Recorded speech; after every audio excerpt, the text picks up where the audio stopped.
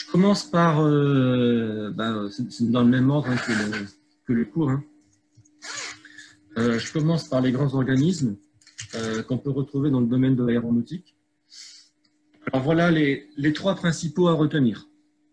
Vous pouvez avoir les petites questions comme ça qui vous demandent un peu les principaux organismes qui existent dans le domaine de l'aviation et de l'aéronautique. Alors, je dézoome, c'est-à-dire que je commence par la France et après, je vais de plus en plus à l'échelle mondiale. Alors, en France, l'organisme qui s'occupe de la réglementation aérienne en France, c'est la DGAC. Donc, la DGAC, ça veut dire la Direction Générale de l'Aviation Civile. Donc, je sais plus, voilà. Donc, c'est ce qu'il faut remplir sur la feuille. Donc, la DGAC, c'est la Direction Générale de l'Aviation Civile. Donc, elle, son rôle, c'est de mettre en place la réglementation aérienne en France.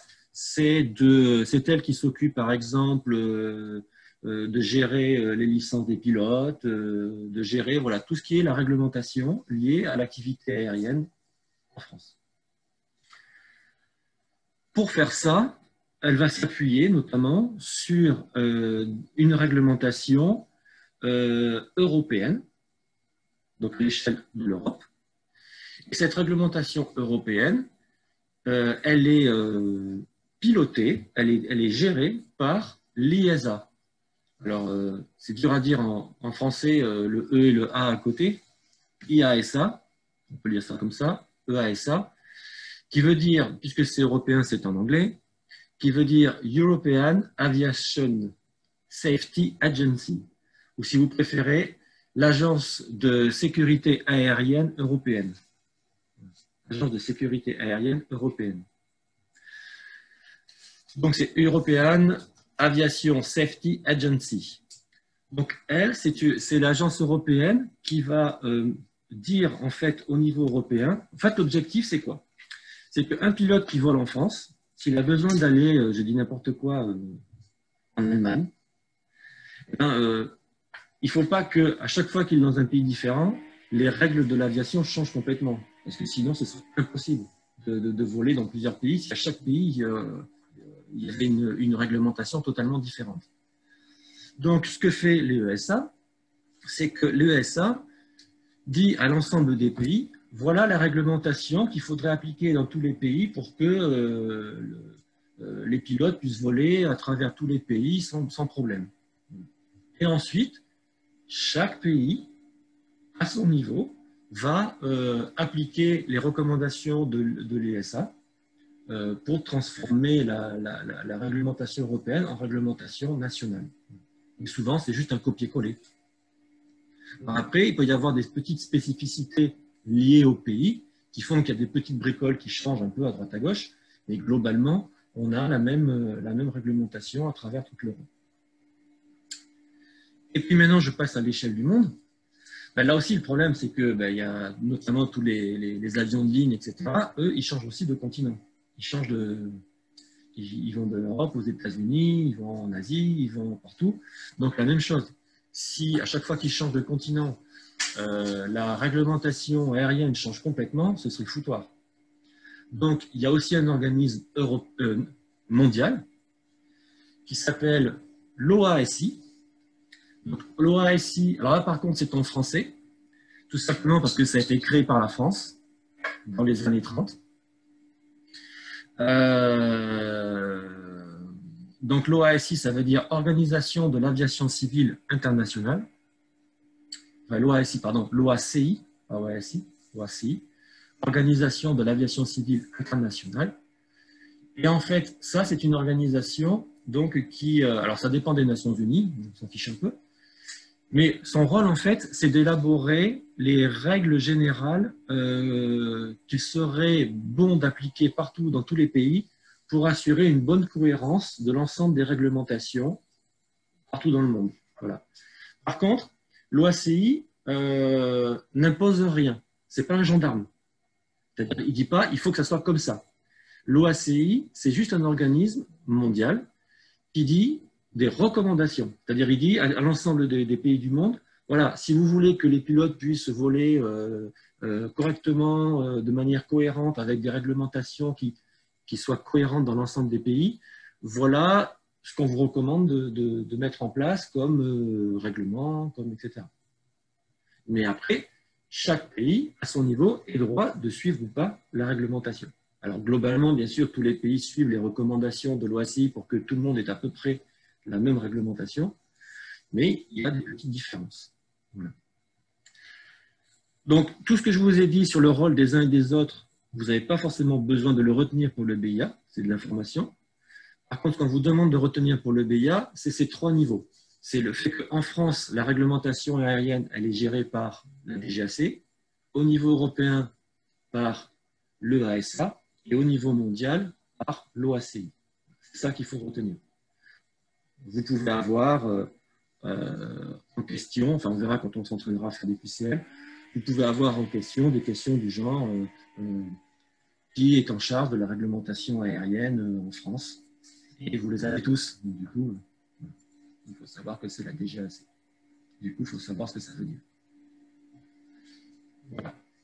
Parfois, vous avez des questions où vous avez le sigle et dans les réponses, il faut dire ce que ça veut dire.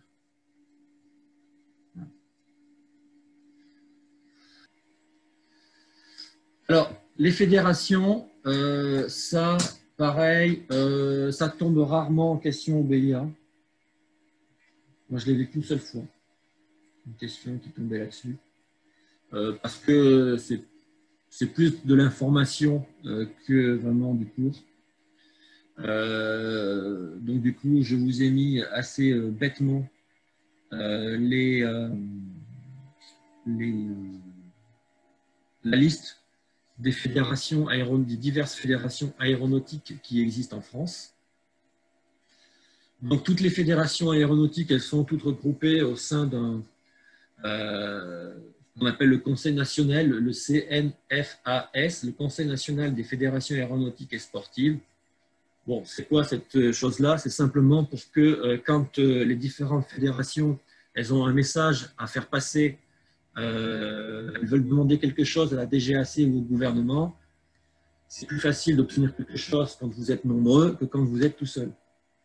Du coup, quand des fédérations veulent demander quelque chose au gouvernement ou un changement de réglementation à la DGAC, plutôt que d'aller eux directement demander à la DGAC, eh bien, toutes les fédérations se regroupent et la demande est faite par le Conseil national des fédérations aéronautiques. Ça fait plus de poids puisque ça veut dire que tout le monde demande la même chose. Donc c'est purement politique. Mais les différentes fédérations, ben voilà, vous les avez toutes. Donc la FFA, qui est la Fédération française aéronautique. Donc ça, c'est la fédération française de tout ce qui est pilote avion. Donc nous ici, l'aéroclub, il fait partie de la FFA. On est un aéroclub, on est membre de la Fédération française aéronautique. Vous avez la même chose pour les hélicoptères, c'est bien entendu la Fédération française d'hélicoptères, la FFH. La fédération ULM, ça s'appelle FF Plume. Fédération française d'ULM, mais ils ont inversé le U et le L pour le fun. Voilà. Ensuite, le vol planeur, c'est la FFVP, qui s'appelait avant la FFVV, vol à voile. Avant, le vol planeur, on appelait ça le vol à voile. Maintenant, on appelle ça le vol planeur. Donc, du coup, elle a changé de nom. Elle s'appelle la FFVP, la Fédération française de vol planeur. Après, il y a la FFVL, la Fédération française du vol libre. Donc, ça, c'est tout ce qui est parapente. Parapente, deltaplane, ce genre de trucs. Et enfin, il y a la Fédération française d'aéromodélisme, la FFAM. Voilà. Alors, les fédérations, c'est comme les fédérations de foot, de rugby, etc., de tennis. C'est la même chose.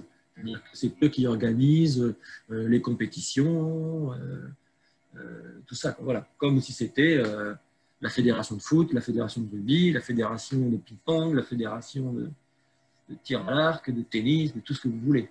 Voilà, c'est exactement pareil. Toutes ces fédérations-là ont le même statut que les fédérations de sport.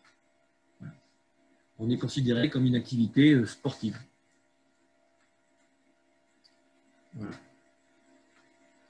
Alors voilà, il peut arriver une petite question comme ça au BIA, au QCM, vous avez le sigle et puis on vous demande de retrouver ce que c'est.